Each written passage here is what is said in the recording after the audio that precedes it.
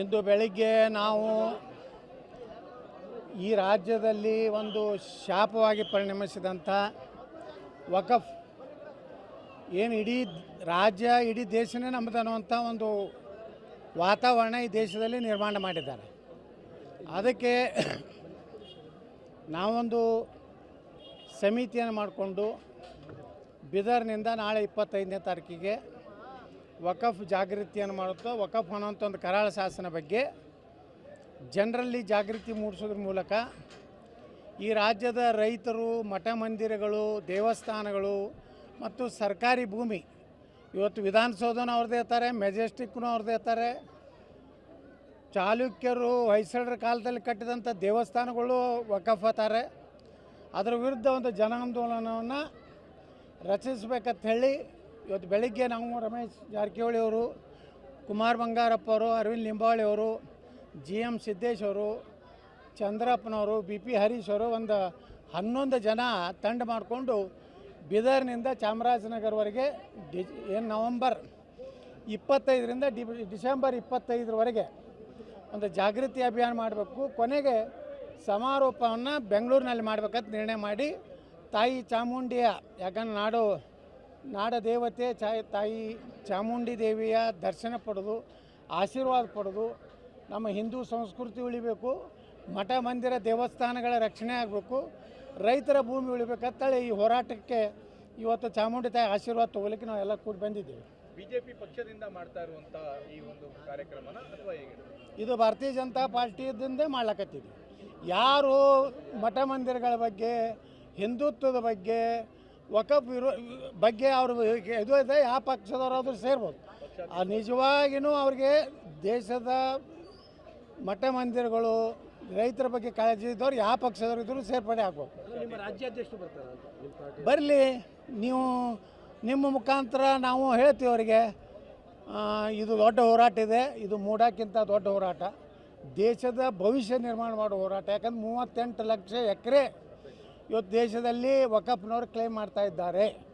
ಕರ್ನಾಟಕದಲ್ಲಿ 1,11,000 ಎಕರೆ ಇದ್ದದ್ದು ಈಗ 1.5 ಲಕ್ಷ ಆಗಿದೆ. ಅದಕ್ಕೆ ಯಾರ್ಯಾರಿಗೆ ನಮ್ಮ ಸಂಸ್ಕೃತಿ, ಧರ್ಮ, ದೇಶ ಬೇಕಾಗಿದೆ ಬರ್ತಾರೆ.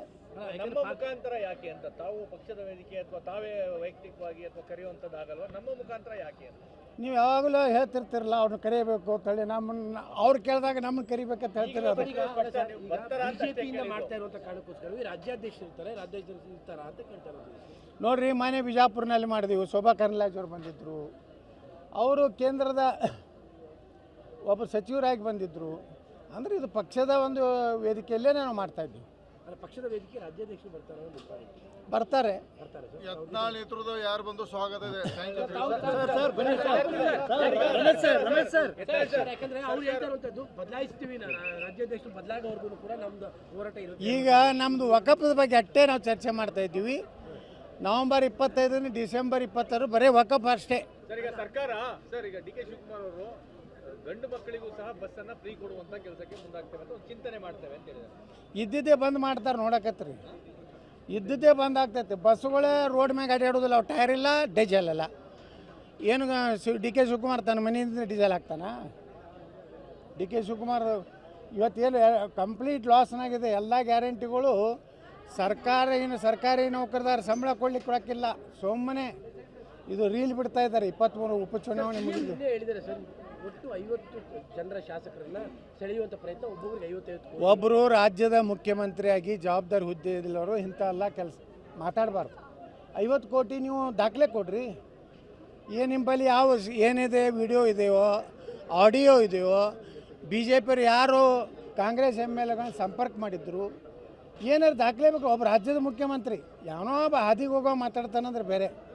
ನಾ ಮಾತಾಡಿದಾಗೆಲ್ಲ ಸಿದ್ದರಾಮಯ್ಯ, ಪರಮೇಶ್ವರು, DK ಶಿವಕುಮಾರ್ ದಾಖಲೆ ಕೊಡಿ ಯತ್ನಾಳ್ರಿ ದಾಖಲೆ ಕೊಡಿ ಅಂತ ಅವ್ನು ಕರೆಗೆ ಹೇಳ್ತಿದ್ದ.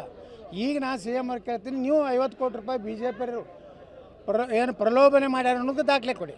ನನ್ನನ್ನು ಮುಟ್ಟಿದ್ರೆ ಜನ ಸುಮ್ಮನಿರಲ್ಲ ಅಂತ ಒಂದು ಹೇಳಿಕೆಯನ್ನು ಸಿದ್ದರಾಮಯ್ಯ ಅವರು ಮೈಸೂರಿನಲ್ಲಿ ಹೇಳಿದ್ದಾರೆ. ಅವರನ್ನು ಮುಟ್ಟಿದ್ರೆ DK ಶಿವಕುಮಾರ್ ಬಗ್ಗೆ ಸರಿ ಇರುವುದಿಲ್ಲ ಅಂತ DK ಶಿವಕುಮಾರ್ ಸಂದೇಶ ಕೊಟ್ಟರೆ, ನಮಗಲ್ಲ, ಅವ್ರಿಗೆ. ಯಾವ ಕಾರಣಕ್ಕೆ ಹೇಳಿರ್ತಾರೆ?